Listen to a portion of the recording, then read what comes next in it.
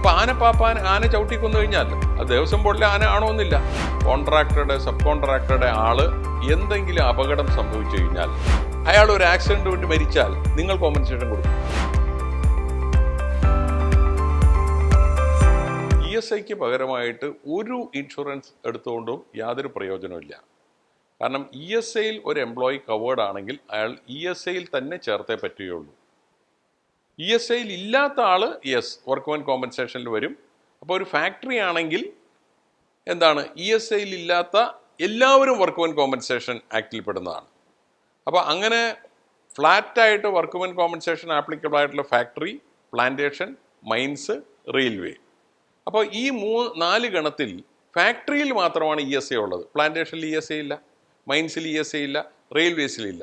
അപ്പോൾ ഫാക്ടറിയിൽ ഒരാൾ ESIയിൽ ഇല്ലെങ്കിൽ അയാൾ അവിടുത്തെ ജനറൽ മാനേജറായാലും ശരി, അയാൾക്കും എംപ്ലോയി കോമ്പൻസേഷൻ ആക്ട് ബാധകമാണ്.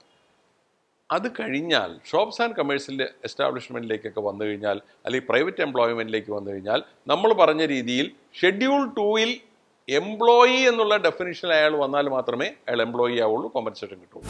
Great Leap, encouraging employment values.